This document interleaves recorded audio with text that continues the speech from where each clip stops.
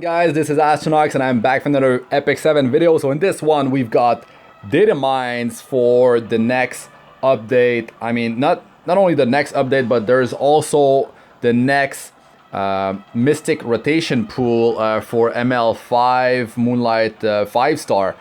So Basar is gonna be the next banner. Basar, I mean, he's amazing, and especially, I mean, for PvP. So if you've been meaning to get him, now's your chance. And I'm a bit late for this data mine, but there's some stuff that was updated, some stuff that was added in this post. Thanks to YufineThrowaway for the data mine. This is on Reddit. The link will be in the description. So here, some random stuff. Looks like the next banner is Basar. And I'll be showing you some pictures, all this stuff here. There's a new artifact. We don't know what it's gonna do. We don't know if it's a 3, 4, or 5-star artifact. We just don't know. New Moonlight pack. Basar Sidestory, as well as his banner, of course. New hero, Faithless Lidica, so ML Lidica. Striving for a new life while on the run. So rarity 5-star ranger, light element. Star sign, the zodiac is Gemini. I'll be showing pictures here. Let me just jump on to that. Okay, so far we've got, so we already saw that, like father, like daughter. Okay. Now let's check. This is the new Moonlight pack. We have, this is the artifact that we don't know. 3-star, 4-star, 5-star. We don't know what it's gonna do, right?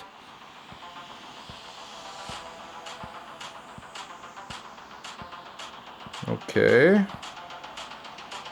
We have, so here's ML Lidica. Cool. Now we have her animation on the next one. Okay. I believe this is her skills. That's the icon. Kind of blurry. Can't zoom out. It's just the way it is. Okay. And here's the animation. Let's give it a second for it to load.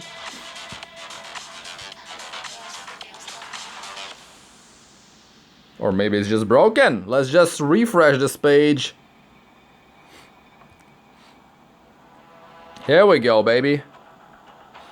Here we go. Nice. Okay, I'll go over her skills in a second here. This I'm not sure. Let's go back to the post. Okay, so phase, skill icon, and skill 3 animation. Camping line, devotion skill, so attack for the whole team beside herself starts at 3.6%. The following upgrades are usually 50% of the initial one. And her self-devotion is effectiveness starting at 9%. Personalities, camping topics, subtask skill. Okay, that's her stats right here. So the attack is high. Her speed is high as well. 114 is very nice. And you actually want her to go first, or you're going to be using a combat readiness booster to have her go first, because her skills, well, you'll see that in a second, it's quite interesting. Her health and defense actually quite good, pretty solid survival there for you know, damage dealer, or like maybe you don't build her full on damage, maybe you build her, you know, as a support sub damage dealer. Because you will see her skills, it's really cool. So her skill 1, Thorn, attacks with a sword with a 60% chance to decrease hit chance for 1 turn, and this goes up to 75% chance.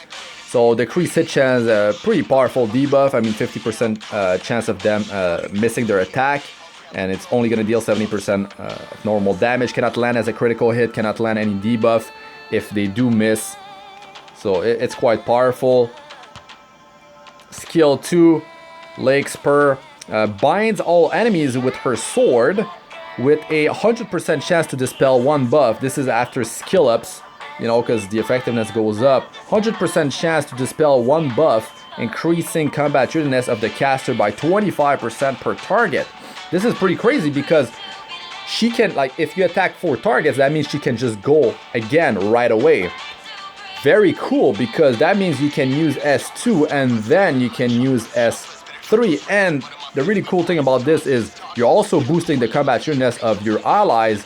So, I mean, 4 targets, 20% CR boost.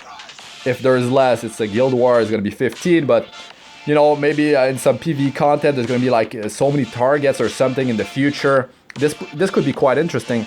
This skill cannot trigger a dual attack. Actually, it's not the case. This is a skill 2, but it looks like they're saying, like, which seems to be something like this skill cannot cause counter from enemy. Now that's why you could open up with this skill and then you don't have any counter attacks. You cannot have an Elbrus Ritual Sword trigger on the enemy team. You know, MLK is not going to be like one-shotting her, something of the sort. So that's very cool. You can build her with a lot of speed. She goes first, uses this thing, and then follows up with Hysteria. Attacks the enemy, and this permanently increasing skill cooldown to the max. Yo, that is so powerful. There's so many different things you can do with this thing.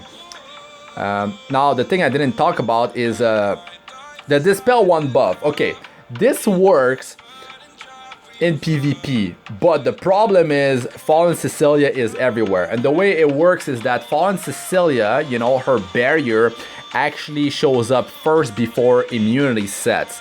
So it's the same situation with ML Bell right now. He can only remove 1 buff, and he's always removing the barrier of Fallen Cecilia first. He doesn't even touch the immunity set on the enemy team. So that can be definitely a problem.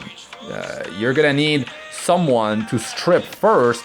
Well, we got Basar rate up, that's coming up, so he could be the one, but there's of course many different heroes that can actually remove buffs. So having her go first, there's gonna be a very few amount of teams in high rank where there's no Fallen Cecilia, so keep that in mind, guys.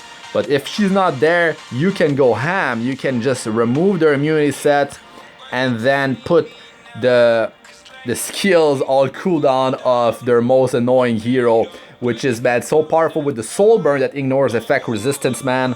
Oh my god, ridiculous. And -1 turn cooldown, so a 5 turn cooldown on this thing. And it looks like, you know, the multiplier seems to be pretty solid on that. That attack rate with the POW, and yeah, there's some damage increase on that. Everything has damage increase. I like the 100% chance dispel. Really like the fact that she, no matter what. Oh, I wonder, will the combat readiness, her combat readiness, will it increase by 25% if she's not dispelling anything? 100% chance to dispel 1 buff. That's the thing, though. I'm curious about that. This could completely change her. Like, if it always happens, if she's always getting the combat readiness, you could open with S2. But if not, if you need to strip a buff, well, like I said, there's a lot of Fallen Cecilia anyways, but they're gonna have immunity set that will be protected by the barrier. So that needs clarification, that needs testing, you know, so we'll see. But she can definitely be an attacker, for sure. She can deal a lot of damage with these kills. The damage on that one, it's okay, nothing crazy. This is definitely gonna deal a pretty solid amount of damage. It's nothing crazy though. It's nothing insane. So I feel like she should be like really speedy with yeah, potentially like if you go with skill 2 and then you use S3, you might be able to take out a squishy, maybe. It really depends. Well, especially if she has attack buff though, if you have an attack buffer that goes first. So Kawana, you know, she's already part of the patch, she's in the game, so it's all good. Here's her multipliers. It's actually quite standard here. Nothing insane. It's kind of normal damage on the multipliers there. Well, she's already in the game, so we don't have to... Well, I'll still show the... Yeah, that's the animation right here. It seems to be really fast, but yeah, it's there. Okay. Now, Pavel. Pavel, man. His data is incomplete for now, so we'll have to wait. Striving for a new life while on the run. That looks to be exactly like ML Lidica. So a warrior, star sign, zodiac is Ram. I'll be showing face, skill icon, and animation here. Let me actually show it now.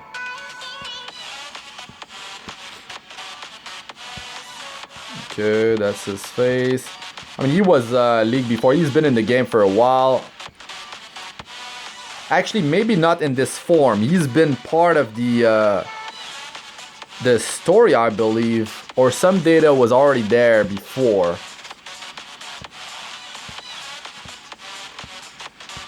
Okay, that's his skill icons, and finally the skill 3. Really cool.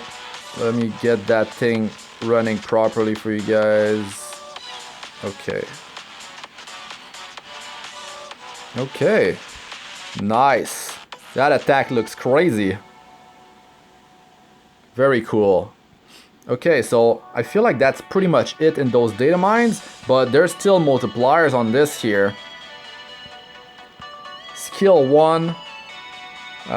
Multiplier is higher than normal on that.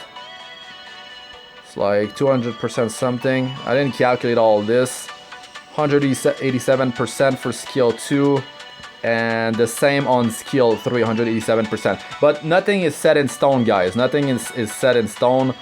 So that's pretty solid. Like Basar, unfortunately, he's coming now, right? And that's the issue.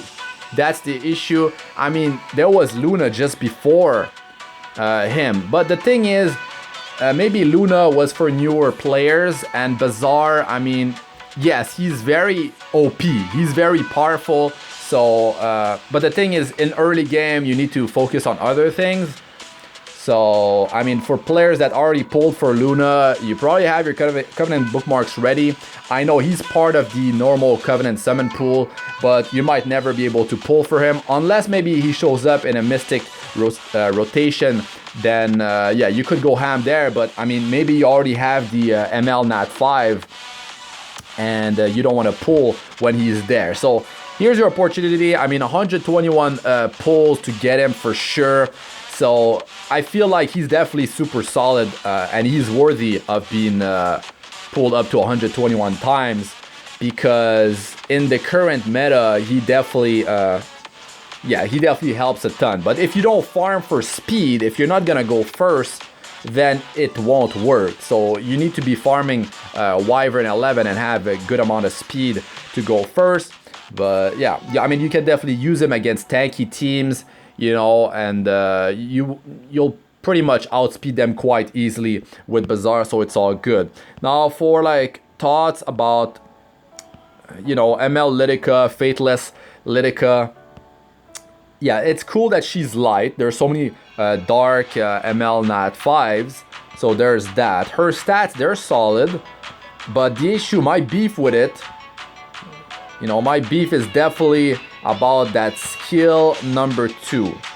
It's the Dispel 1 buff. That's another, yeah, another one like ML Bell. Definitely a problem with Fallen Cecilia, you know, protecting immunity set with barrier. That's definitely a problem.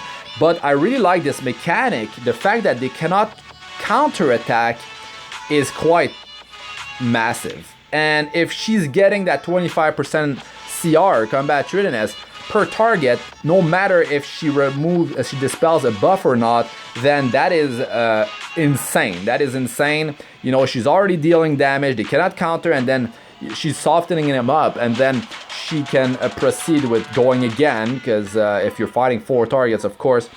And then, man, ignores effect resistance. Like I said, you could have Basar go first anyways, and then she can definitely...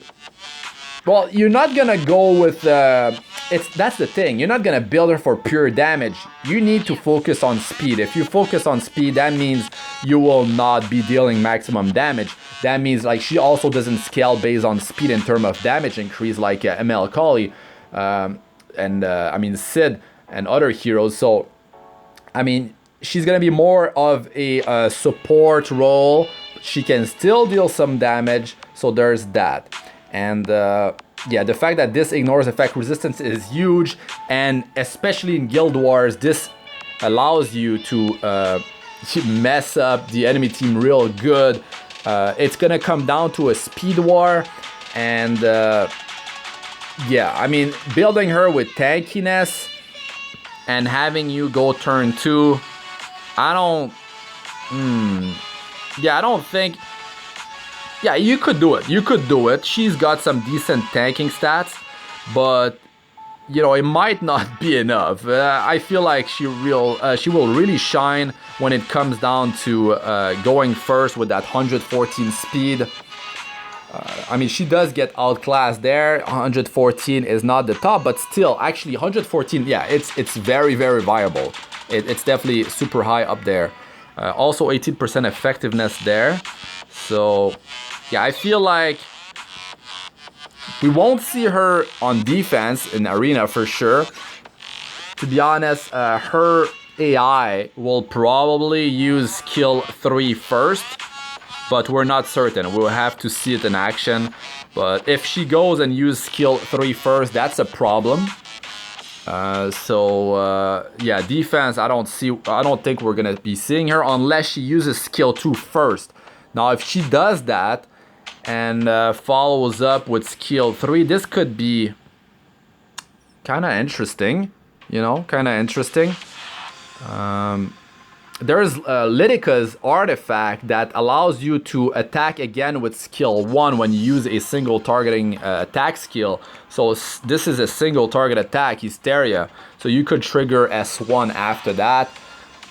I mean, you could build her more like a damage dealer. If you're gonna go with Basar, and Basar's already, stripping them, applying and able to be buff, debuff, and he's also lowering their combat readiness, so that's pretty cool. And this might allow you to not build so much speed on her, and you could just go and have more damage.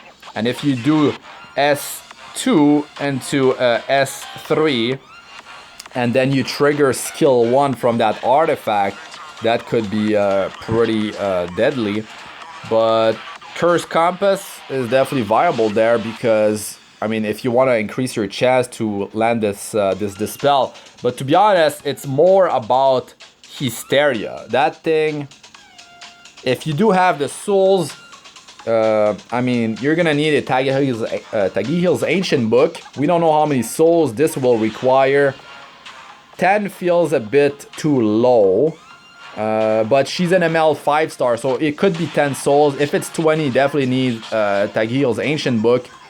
You know, you could definitely do S2 and to S3 and have Lidica's artifact trigger S1 after that. But it's definitely better built as a support. Better. I mean, look at that. It's definitely a much smarter move. Debuff here. This spell here, boost combat units of herself plus the team. You have her go first, and yeah, unless there's Fallen Cecilia. So that's the problem. That's the problem. She cannot be used on defense, on offense only, but definitely a solid opener. And yeah, in the real-time arena, she will definitely be very dangerous. she's got survival stats if the battle drags on. Anyways, that's enough talking, and I will talk about her more in the future, you know, when we know for certain, when we know for sure if she actually gets a combattiveness boost, even if she doesn't dispel. So it's to be seen. So yeah, so that's gonna be it for this one, guys. Thanks for watching. I'm Astranox. Like, comment, subscribe for more. Press the bell icon to be notified whenever I release a new video, and check out my other videos. They should be showing up on the screen now. Playlists of all sorts, arena, guild wars, guides, tips, and how-tos, and Abyss 462 plus. So check those out if you haven't. And also join my Discord server. We have over 700 members now, and yeah, you can find the link, you know, for this Reddit post in the description. Thanks again to YufineThrowaway for the data mine. It's a lot of work, and I mean, they're doing this very quick, so definitely you can go on the Reddit post and throw them a thanks. And yeah, I'll try to be faster, you know, on the next data mines, but that's actually my first data mine video. It's just it's more about like giving you my thoughts about what's coming up.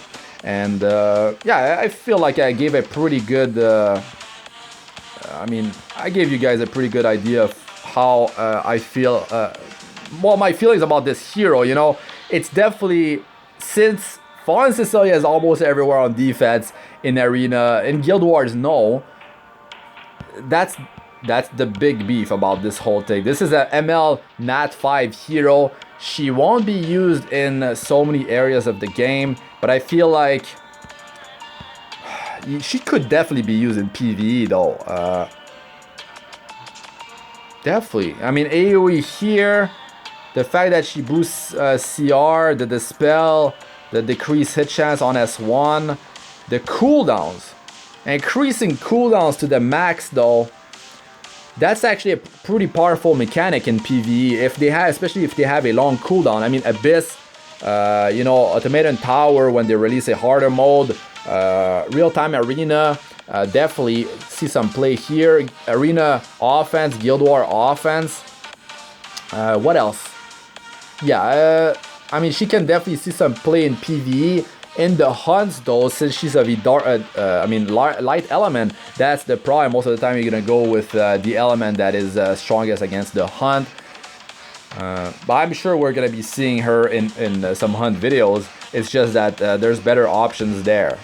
Yeah, unless, I mean, if you're gonna bring her in PvE, you need to have her be fast, high effectiveness. Well, you need 55 in most cases in PvE only. She already has 18. But if you need to really bank on the skill cooldown increase, and she could see some play actually in hard mode raid as Macalis, you know, well, normal as well. If her camping lines are good and she's providing like there's good synergy for morale there, she could see some play in the raid. So that's really it for this one, guys. Sorry about the lengthy video. I know a lot of you guys do enjoy them. It's just I wanted to give as much detail as I mean, that's coming through my head as I go through this stuff. So thanks again for watching. Like and subscribe. Peace out for now.